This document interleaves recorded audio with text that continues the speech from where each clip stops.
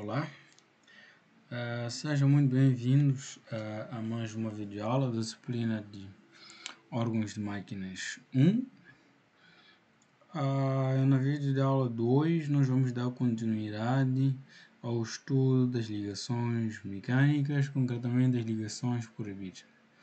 Na aula passada nós demos introdução a este tipo de ligações por bits, em que vimos a grosso modo algumas informações gerais sobre este tipo de ligações, né? Seguido por uma caracterização da constituição dessa mesma ligação, né? Ligações por bits, né? Depois vimos algumas vantagens e desvantagens, como sempre, né? E depois falamos igualmente,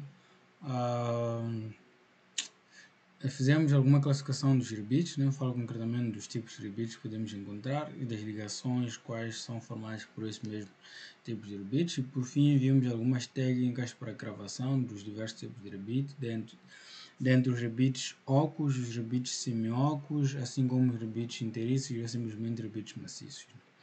Então, nesta videoaula 2, nós vamos dar continuidade a este estudo das ligações orbitadas e vamos nos focar concretamente a estrutura, a distribuição da carga, a estrutura que vai afetar a distribuição da carga neste tipo de ligações, assim como o cálculo de resistência que é feito nesse mesmo tipo de ligações.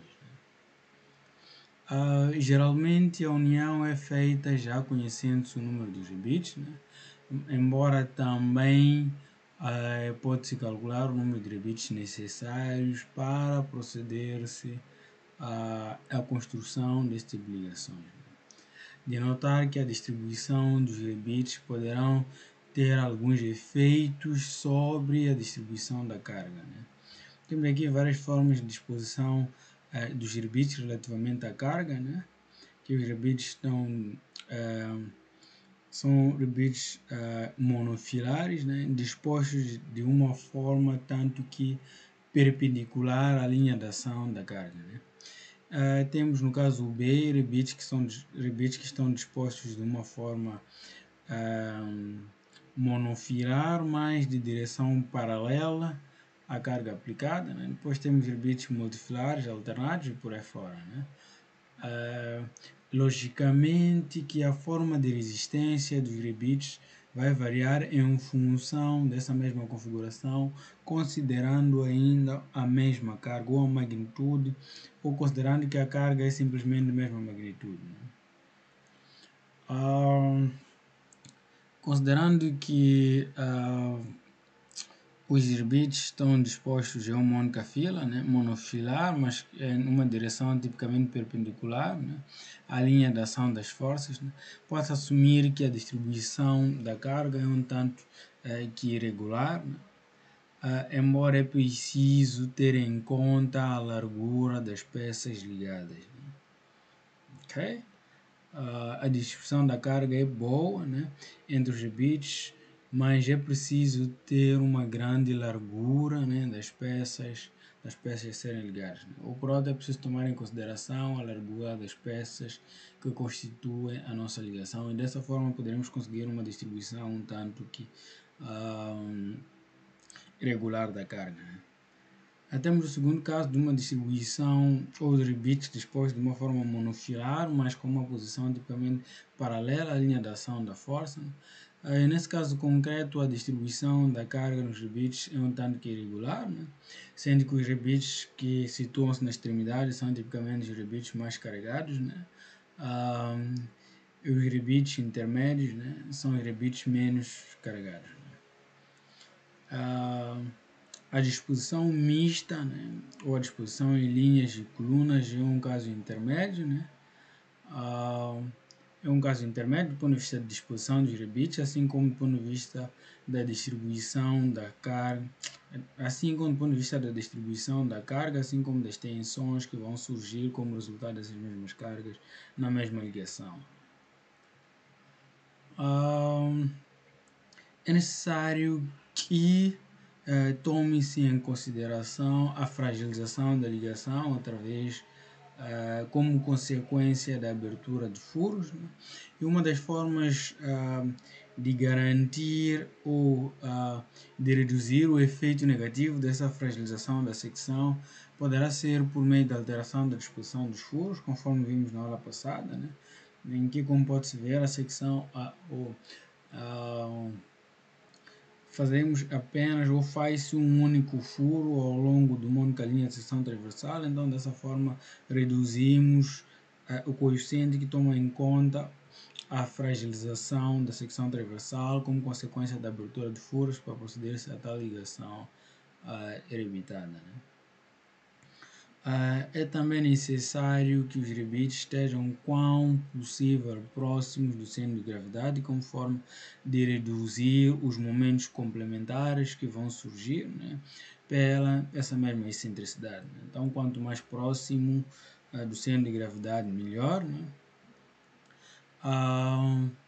É necessário também alinhar os rebites de tal forma que os seus centros de gravidade, né, o centro de gravidade das ligações converja para um único ponto, né?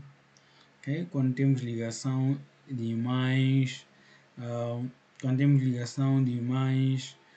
do que duas peças, conforme pode-se ver, é necessário garantir-se que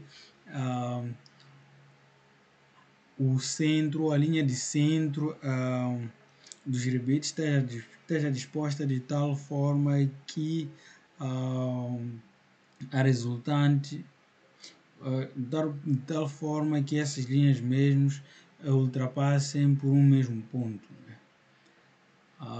Ao qual vamos chamar o ponto em que o momento é nulo, né? Okay. Posso dizer dessa forma, né? Uma vez que não estaremos a criar uma rotação entre as diversas peças que compõem o nosso rebite, né? Entre as diversas peças que compõem a nossa ligação, ponto, né? Do ponto de vista de carregamento das ligações rebitadas, é necessário frisar aqui que consoante o tipo do processo, né, para a gravação do rebite, nós podemos ter a presença ou ausência de folga entre a haste do rebite e as peças a serem rebitadas, né? Tipicamente, quando temos cravação dos rebites a frio, assume-se que não há folga entre a haste do rebite e as peças a ligar, né? E dessa forma há surgimento de pressões mútuas na zona de contato entre a haste e o rebite, então a carga é transmitida como resultado dessas mesmas pressões ou do esmagamento que surge nas superfícies do esmagamento que surge entre a superfície da haste de rebite e das peças a serem ligadas. Nesse caso concreto, as forças de atrito poderão contribuir para resistir à força exterior da ligação, né? Mas nem sempre a adição do efeito de pressão no contacto a força de atrito contribui para resistir à força exterior, logicamente, uma vez criada a prensa, uma vez criada a segunda cabeça pelo fenômeno de prensagem, né? Como resultado do aperto que vai surgir entre as duas peças, né, haverá a criação de forças de atrito, né, que vai ajudar também a resistir à força exterior, né? Mas sempre será um elemento adicional. Nós não podemos projetar uma ligação por rebitagem de tal forma que a carga é tipicamente tipicamente equilibrada pelas forças de atrito que surgem como resultado do contato entre a superfície da cabeça do rebite e das peças, né? Okay? esse deve ser tomado como um elemento adicional ao efeito de pressão entre entre as peças que constituem a ligação, a pressão que é dada aqui em forma de tensão de esmagamento e assim como o efeito de corte, uma vez que surgem também tensões de corte que tendem a criar um cisalhamento sobre a haste do rebite. Carregamento da ligação, já vimos por caso concreto de gravação feita a frio, em que não há tipicamente folga entre as peças, né? Mas podemos encontrar outro caso, um dos exemplos é quando o processo de rebitagem é feito, ou é quando a rebitagem é feita a quente, né? Em que no processo inicial a carga é garantida apenas pelas forças de atrito, né? Em que o equilíbrio da carga inicialmente é conseguido apenas pelas forças de atrito gerado nas superfícies da cabeça do rebite e das peças a ligar. Né? Inicialmente a carga exterior é equilibrada dessa forma, né? Até um determinado ponto em que a força exterior logicamente vai superar a força de atrito, então nesse momento ocorrerá um deslizamento entre as peças e a haste do rebite e como consequência desse deslizamento haverá o contato direto entre as peças e a haste do rebite. Então a partir desse momento a carga exterior passará a ser equilibrada através das superfícies de contato da haste do rebite e as superfícies dos furos das peças a ligar. Okay? Nas ligações em que não se admite deslizamento entre as peças, usa-se o processo de rebitagem a frio, né? Ou então usa-se a rebitagem a quente e depois recalca-se a cabeça do rebite. Né? A carga dos rebites, conforme já havia dito, em alguns casos concretos poderá não estar distribuída de forma tipicamente uniforme, né? Mas a carga exterior logicamente será igual ou será a soma de todas as componentes de resistência em cada rebite. Né? Okay? A componente de resistência ou a soma das componentes de resistência em todos os rebites vai ser equivalente à carga exterior. Não se recomenda a utilização dos rebites para carregamentos tipo tração, né? Para carregamentos em que tende-se a tracionar o rebite. A condição mais comum desse tipo de carregamento é para solicitações do tipo corte na haste do rebite e não tração sobre a haste do rebite. Okay? Conforme pode-se ver, né? Os tipos de solicitações mais comuns, né? Falava e adiantava o corte e o esmagamento, logicamente. Né? Okay?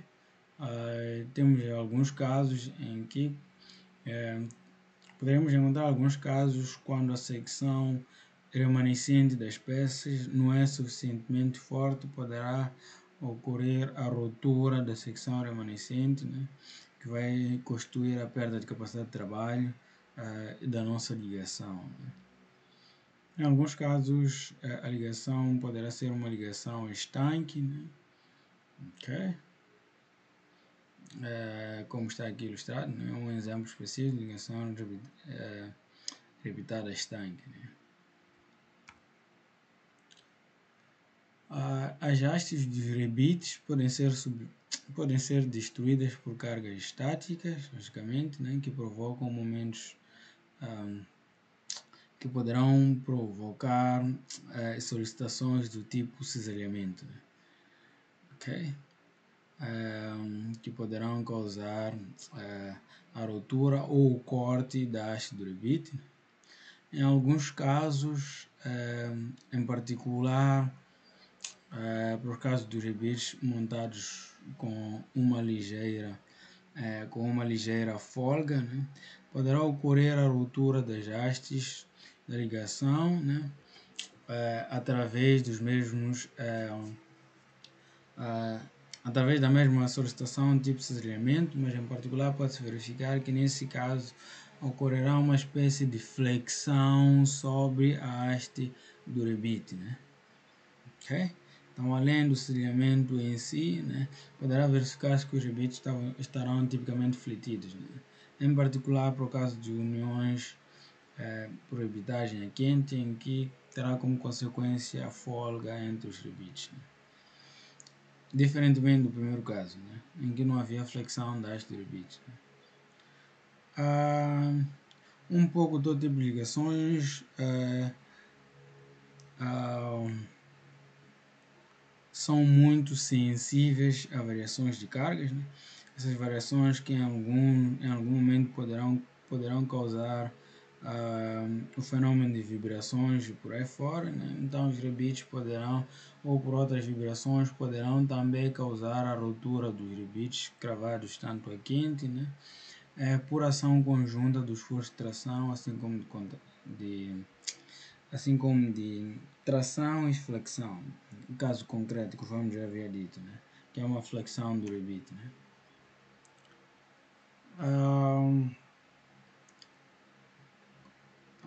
Conforme já havíamos referenciado também, né? Quando a secção é remanescente, quando a espessura ou a secção remanescente da peça é bastante pequena, poderá ocorrer a ruptura da peça, né, por insuficiência de resistência ao corte, conforme pode-se ver, né, poderá ocorrer a ruptura por insuficiência de resistência ao corte. Se a distância entre os rebites for pequena, também poderá ocorrer a ruptura da secção remanescente por insuficiência da resistência à tração. Nesse caso concreto, a minha fase da linha C, né, figura C, né, poderá ocorrer esta ruptura, né, por insuficiência de resistência à tração, nesse caso concreto, resistência ao corte, nesse outro lado, resistência à tração, né, e como resultado, né, ou quando as peças têm pequena espessura, poderão deformar-se de uma forma bastante considerável, poderá levar também à perda de capacidade de trabalho das peças por esmagamento, quando há excesso de esforços de compreensão entre as peças, né? Conforme pode-se ver. Né? Ok.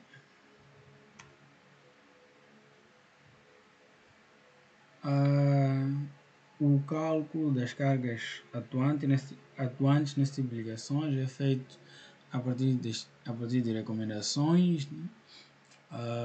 E tomam-se como dados, né, a distância entre os rebites ou o passo entre os rebites T, né? O diâmetro da haste do rebite D, a espessura das cobrejuntas ou das peças, né? Assim como as banhas. Nas banhas falamos das secções remanescentes, né, após a rebitagem. Conforme pode-se ver, as banhas, né, infelizmente aqui não está ilustrado, mas ok, aqui, né, irá ser ilustrado aqui, né, banhas assim como desse outro lado, né? Mas nesse outro lado nós consideramos que a ruptura é tipo de tração e não um corte como nesse lado concreto. Ok? Há uma aproximação que pode ser feita, né? Quando temos um grupo de rebite, considera-se geralmente que quando esse mesmo grupo de rebite está sujeito a uma carga exterior, considera-se que a carga exterior distribui-se de uma forma uniforme ao longo de todos os rebites, né? Então, a força resultante ou a força de resistência em cada rebite será igual à força total ou à força exterior sobre o número de rebites que são aplicados, o número de rebites que compõem a nossa ligação. Falando concreto da ligação das peças de tração, né? Da resistência da ligação, da resistência das peças da ligação à tração, bom, usamos basicamente o mesmo princípio, né? tensão é igual a força por unidade de área, né? Ou por outra, força será igual ao produto da tensão sobre a área, né?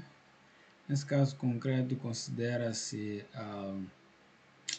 a secção AA, né? Infelizmente aqui não está ilustrado, mas a secção AA, bom, esta aqui, né?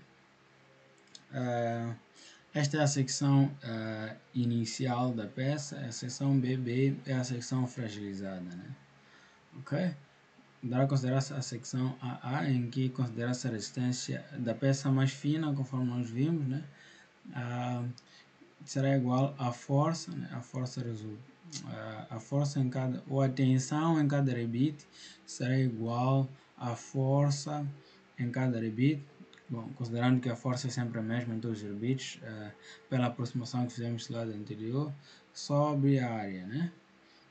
Antes da debilitação da zona, quando já temos a secção debilitada, nós consideramos que a tensão ou a tensão normal na secção debilitada será igual à força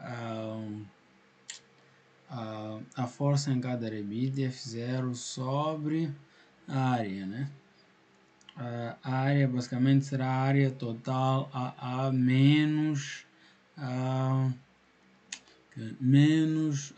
o diâmetro dos furos que compõem menos o diâmetro dos furos que vão compor que menos diâmetro dos furos que compõem a nossa ligação, né? Ok?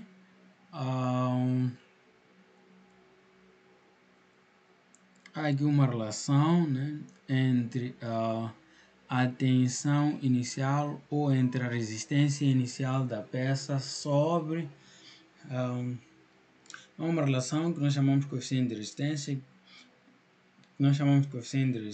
que toma em consideração a tensão da secção sem furos, né, ou da secção maciça, né, em relação à secção fragilizada ou à secção com furo.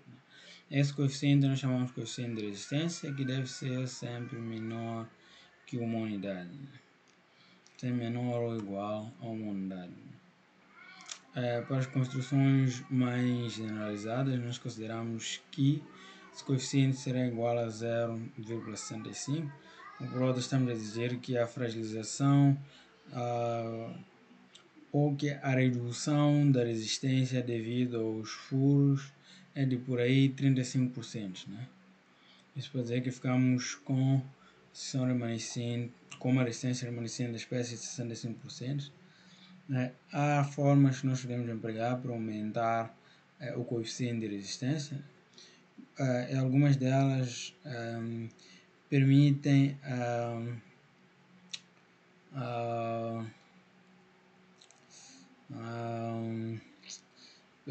a redução do número de rebites em cada fila, né?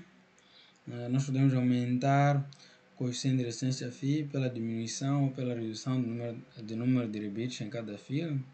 Podemos também usar, em vez de rebites de grandes dimensões, podemos usar rebites de pequenos diâmetros. Ainda podemos aumentar de uma forma excessiva, né, a espessura das peças a ligar. Né? Okay? Então, dessa forma, nós podemos aumentar o coeficiente de resistência. Né? Para resistência ao corte, né, faz-se basicamente a mesma coisa, né, que considera-se a força exterior, força exterior, que é basicamente a força total sobre a área. Né. Notar que a área considera-se a área de secção transversal da haste do rebite, que será dado por π vezes o diâmetro ao quadrado sobre 4. Né. Consideramos que a tensão vai distribuir-se de uma forma um tanto uniforme em todos os rebites, então vamos multiplicar a área pelo número de rebites que constitui a nossa ligação, assim como pelo número de planos de ligação. Né? Por causa de uma simples ligação sobreposta, temos apenas um único plano de ligação, mas podemos ter casos em que temos ligações de mais do que duas peças, então teremos mais do que um único plano de ligação. Ok? Então é necessário também proceder ao cálculo de verificação da resistência do rebite das peças ao esmagamento, né? Então, a tensão de esmagamento ou tensão de compressão será igual à força será igual à força exterior, né? A força exterior ou força total sobre o diâmetro, né? Vezes a espessura mínima das peças a ligar, né? Então, dessa forma teremos a tensão de esmagamento em cada peça. Tensão de esmagamento de cada peça e de novo vamos multiplicar pelo número de rebites que compõem a nossa ligação. E logicamente também temos que fazer a verificação da resistência ao corte, tensão de cisalhamento, a resistência ao corte, das peças, logicamente, através da tensão de cisalhamento ou tensão de corte, em que considera a força exterior sobre a área. Nesse caso concreto, a área será igual a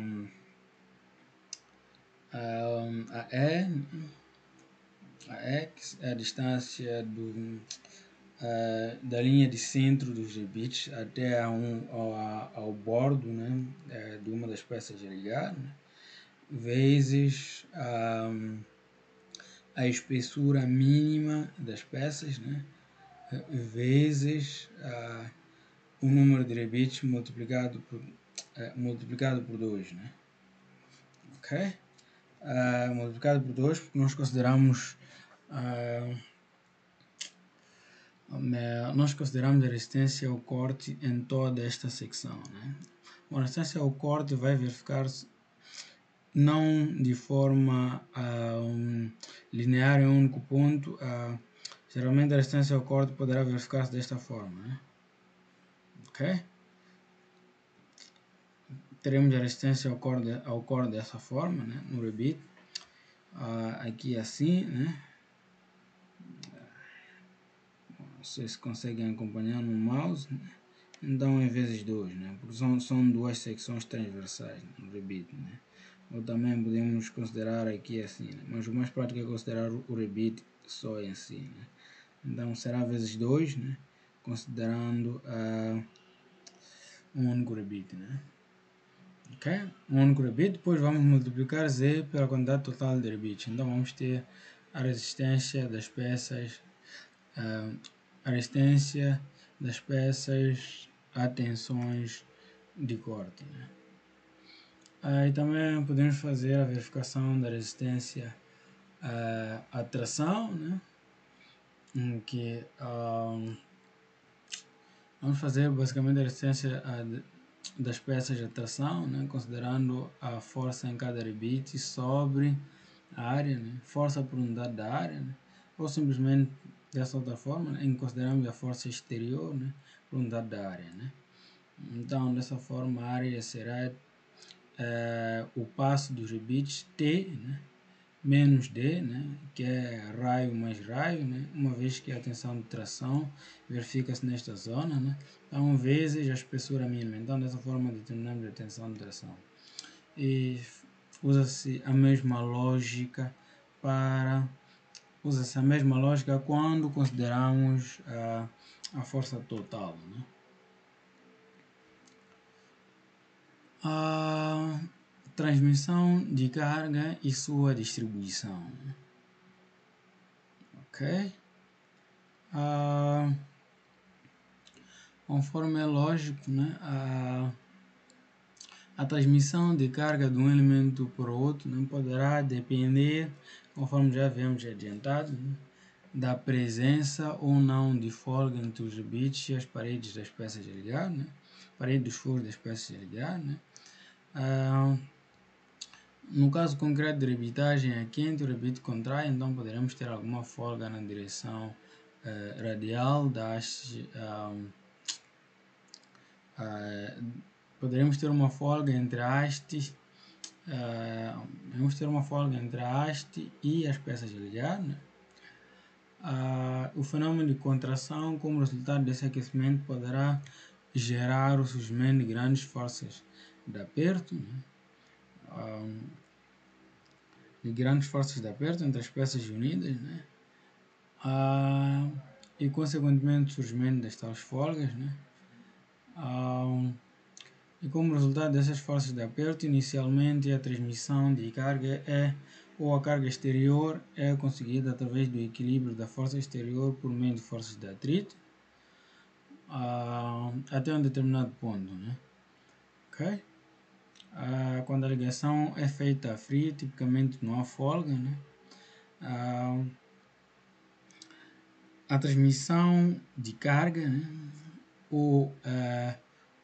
O processo de equilibração de carga é inicialmente conseguida através da interação entre as hastes do rebite, entre as paredes das hastes dos rebites e das peças e dos furos das peças a unir, né? Então, dessa forma, acha-se o equilíbrio, né? Ou dessa forma equilibra-se a força exterior através da distribuição da carga ao longo de todos esses rebites, através dessas superfícies que já havíamos referido, né? Então, é necessário frisar, né, que quando temos ligações feitas a frio, são tipicamente mais resistentes e um pouco mais rígidas em comparação com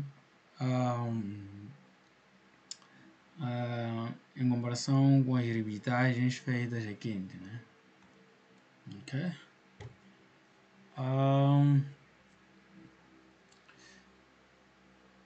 Numa ligação rebitada com várias filas, né, a carga logicamente não vai distribuir-se de uma forma tipicamente uniforme, né? Mas é necessário que se tomem certas medidas de forma a reduzir o efeito é necessário que se tomem certas medidas como resultado de reduzir o efeito da má distribuição da carga ou como forma de melhorar a distribuição da carga, né? Esse fenômeno é tipicamente muito próximo às ligações soldadas, né, em que dizíamos que as extremidades dos cordões soldadores estão sujeitos a maiores cargas, conforme pode-se ver, né? Então, há algumas formas que nós podemos tomar algumas formas ou algumas construções que nós podemos optar por introduzi-las de forma a reduzir, ou por formas a criar uma distribuição tanto que uniforme da carga ao longo de todos os bits, né? Conforme está aqui ilustrado nesta figura, né? Okay? É um dos métodos que é usado para melhorar a distribuição da carga, né? Por meio da fragilização das peças, fragilização ou por meio do aumento da flexibilidade, né, entre as peças. Flexibilidade ou fragilização das peças, né? A fragilização poderá vir com a tal flexibilidade entre as peças. Então, dessa forma, nós conseguimos uma distribuição um tanto que regular da carga ao longo de todos os bits, né? Temos várias formas de aumentar a flexibilidade, esta é uma delas, né? Temos várias outras, né? Aqui aumenta a flexibilidade apenas nas extremidades dos rebites. Temos aqui diminuição do número de rebites em cada fila, né? Como forma de reduzir a distribuição irregular da carga, né? E ainda podemos ter a disposição alternada dos rebites em filas consecutivas, né? Conforme pode-se ver, né? Aqui temos aumento da flexibilidade, né? Aqui temos diminuição do número de rebites, né? Aqui temos uma espécie de alternação dos rebites nas filas posteriores, né? Então dessa forma nós reduzimos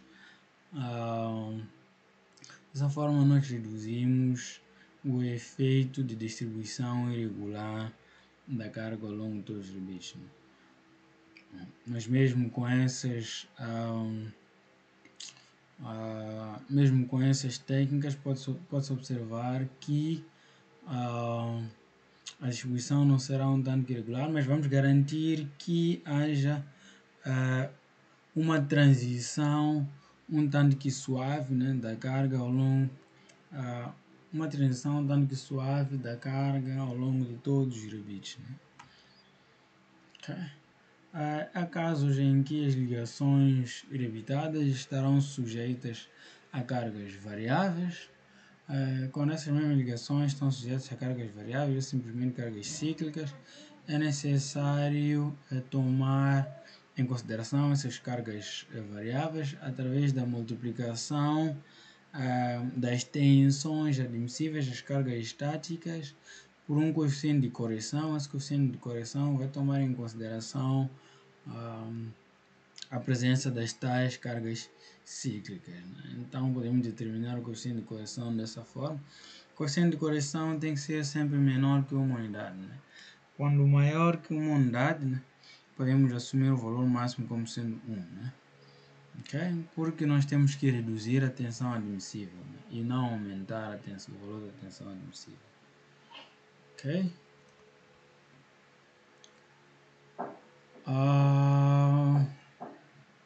Temos casos também em que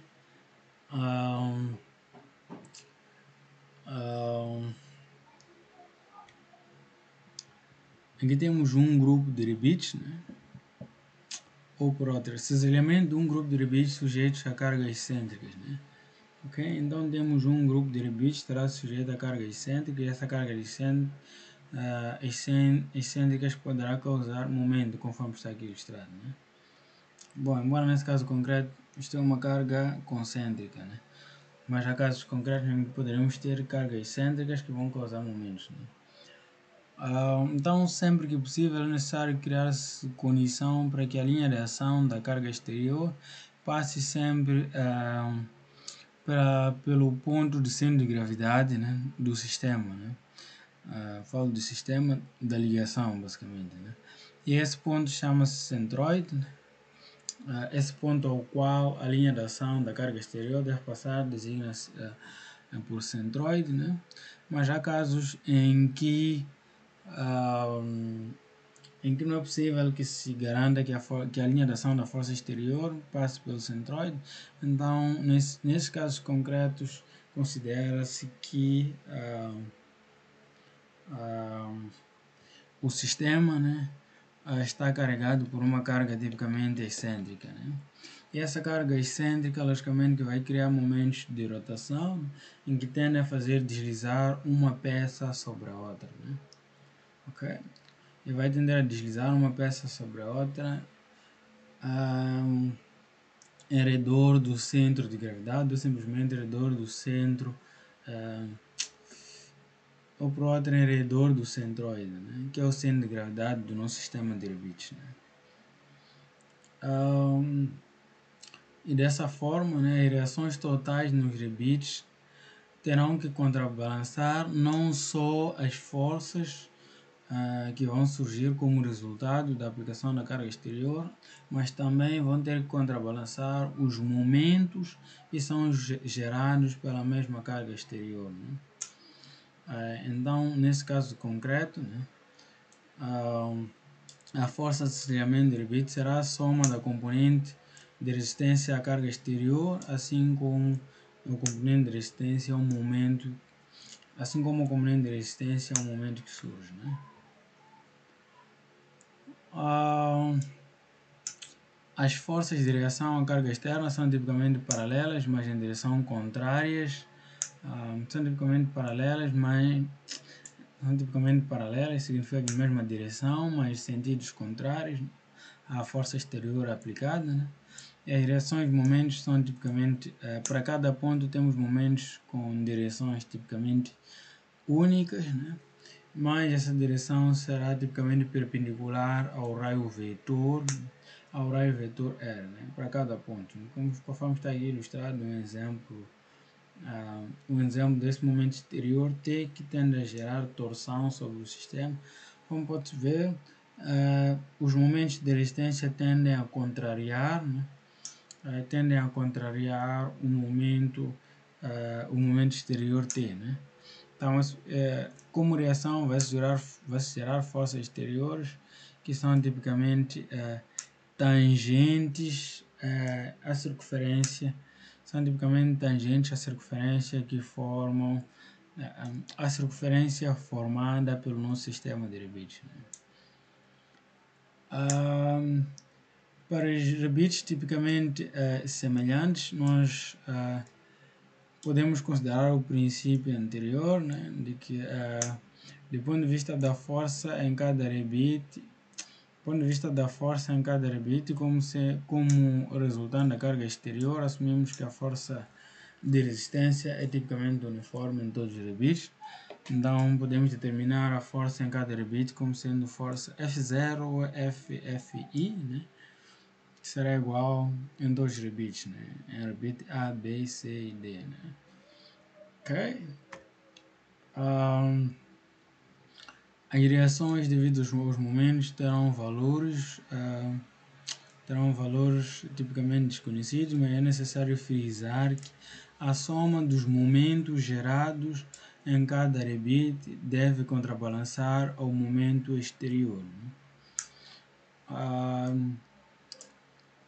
E é possível criar uma relação, né, considerando um sistema simples de uma alavanca, né, em que temos o centroide da alavanca. É possível achar um equilíbrio entre o braço da força e a força aplicada, né, em cada sistema, né? Okay? Conforme está aqui ilustrado, essa relação será sempre constante, né? Okay? Se essa relação é sempre constante, isso quer dizer que o valor da reação devido ao momento em cada rebite poderá ser expresso em função apenas de um único rebite, né? Conforme pode-se ver, né? FMA sobre ou força no rebite A sobre o raio desde o centroide até o rebite A, né? Sobre o raio, né? Força no rebite A sobre o raio do centroide até o rebite A será igual a força no rebite B sobre a distância sobre a distância desde o centroide até ao ponto onde situa-se o rebite B, né? E assim sucessivamente, né? Para o rebite C, D, E, F e por aí fora. Então podemos achar essa relação, né? E como consequência, nós já havíamos evidenciado que o momento ou que a soma dos momentos gerados em cada rebite será igual ao momento exterior, né? Então, se formos a substituir todas as forças em função se formos a substituir a magnitude da força gerada em cada rebite como sendo se nós formos expressar a magnitude da força de resistência em cada rebite em função da força de resistência do rebite B, da força de resistência ao momento do rebite B, nós podemos ficar com aqui tínhamos a força M era igual à força MA, né? O momento exterior M é igual à força MA. No lugar de força MA nós podemos colocar a força no rebite B sobre o raio B vezes o raio A, né? Que é a força MA vezes o raio A. Né? Contar que esta parcela ilustra apenas a força de resistência no rebite A sobre o momento exterior vezes o raio desde o centroide até o rebite A, até o centro do rebite A. E podemos repetir de forma análoga para todos os rebites remanescentes, né? Ok? E sobre esta expressão, né? Ok, dessa forma pode-se concluir, okay, esta expressão provém do uso das outras expressões. Okay. Esta expressão provém do uso da força no rebite B para expressar as outras reações, né? Ok? Também, em vez de colocarmos dessa forma, né, podemos simplesmente onde tem a força no rebite A, deixarmos simplesmente a força no rebite A, assim como podemos substituir conforme está aqui sugerido, né? Okay? Esta expressão é um pouco mais pacífica, mais amigável trabalhar com ela. Esta é um pouco mais complexa, mas do ponto de vista prático, as duas expressões ilustram a mesma coisa, né? Dessa forma, nós podemos simplesmente isolar a força de resistência no rebite B. A força de resistência é um momento exterior no rebite B.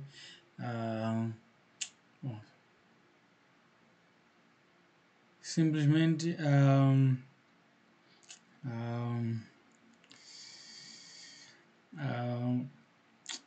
simplesmente isolamos, né? Simplesmente isolamos a força de resistência no rebite B, então ficamos com esta expressão, né? Claro, podemos multiplicar aqui pelo raio B, né? Bom, isto para quem estiver interessado até pode testar, né? Mas não tem muito interesse aqui para nós, né? São apenas operações matemáticas, né?